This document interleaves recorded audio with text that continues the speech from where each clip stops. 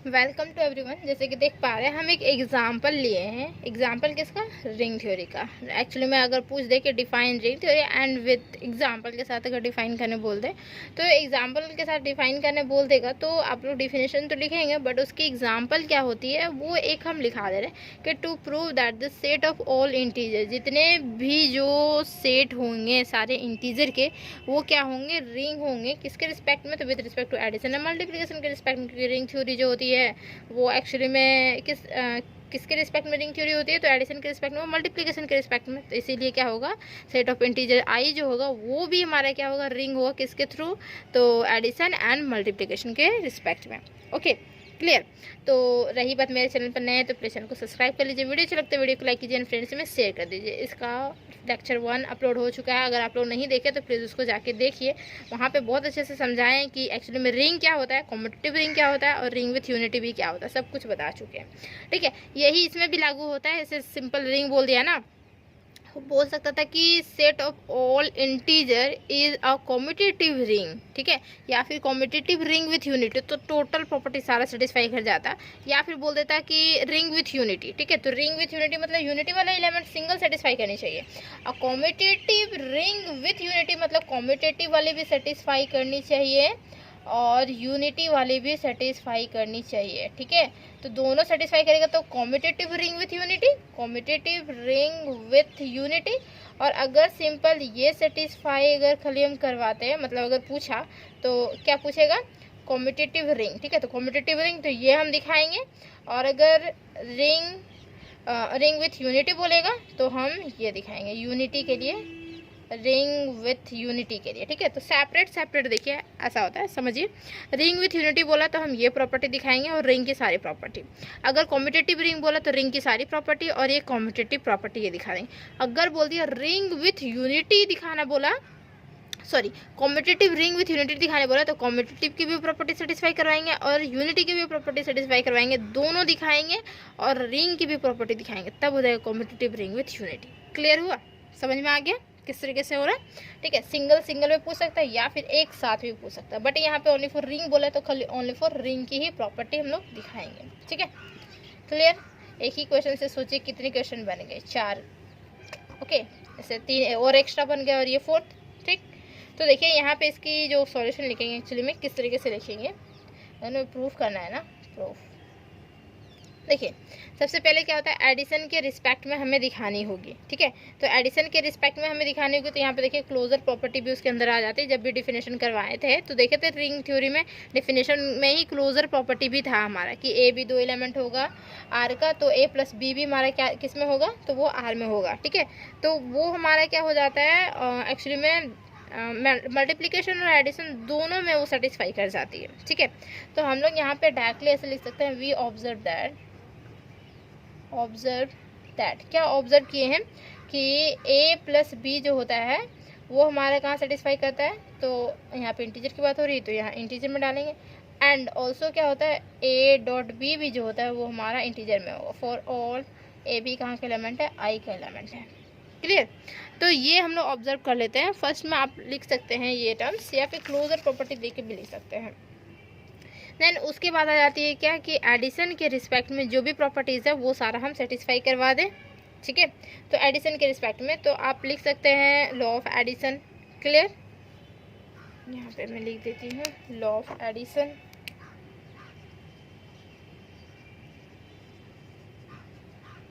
Law of addition number 1 क्या होता है? एसोसिएटिविटी या फिर एसोसिएटिव प्रॉपर्टी। तो एसोसिएटिविटी मीन्स क्या हुआ? एडिशन के रिस्पेक्ट में हो रही है। अभी तक तो अगर कल वाली क्लास देखे होंगे तब तो बहुत इजी लग रहा हो क्योंकि सारी प्रॉपर्टी ही नॉर्मल लिखनी है, बट आई में सिर्फ बिलोंग करवानी है और कुछ भी नहीं। ठीक है, सेकेंड वन हमारा था कि कॉम्पिटिटिव।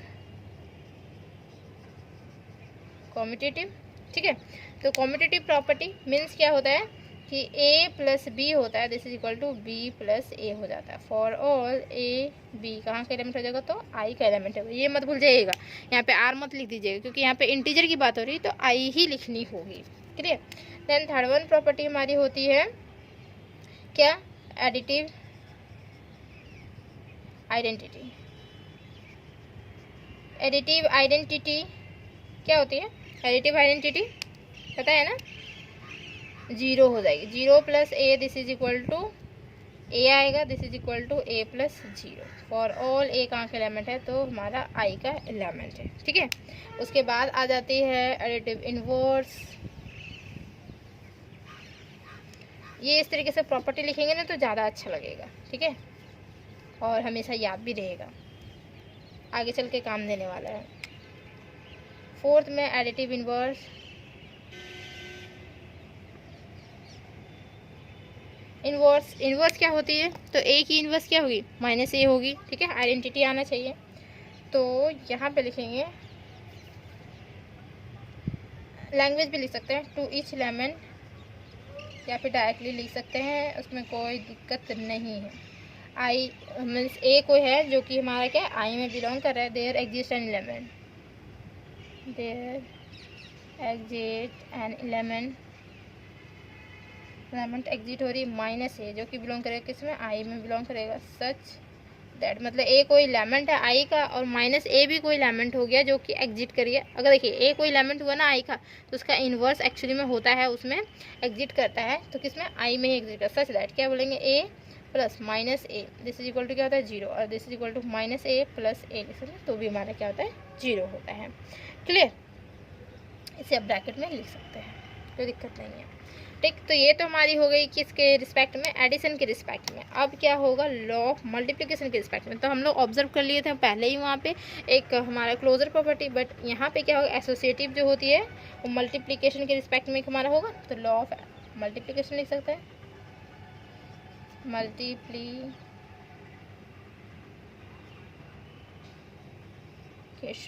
ओके, मल्टीप्लिकेशन के रिस्पेक्ट में। तो मल्टीप्लिकेशन के रिस्पेक्ट में क्या आता है हमारा? A dot B dot C, A dot B dot C for all A B C कहाँ के एलिमेंट है? तो हमारा आई का एलिमेंट है। ओके, तो ये लॉ ऑफ मल्टीप्लिकेशन एक हमारी हो गई। देन उसके बाद आएगी लॉ ऑफ डिस्ट्रीब्यूटिव या distributive law. Okay,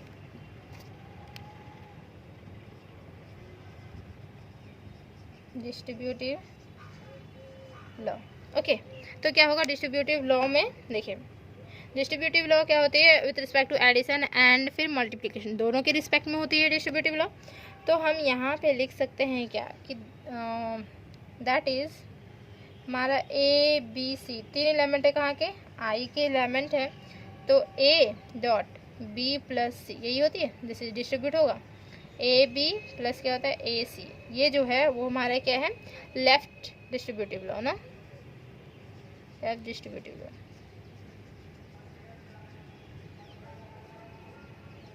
law and क्या होता है यहाँ पे? आप 1 2 करके लिख सकते हैं, 1 2 बी प्लस सी इस तरीके से हुआ, ए हुआ, this is B A plus C A, right distributive law.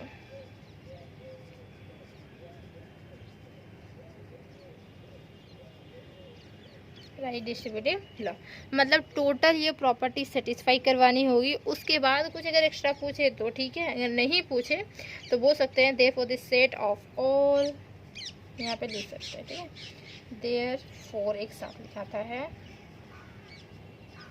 The set of all integer I is a ring with respect to addition and multiplication.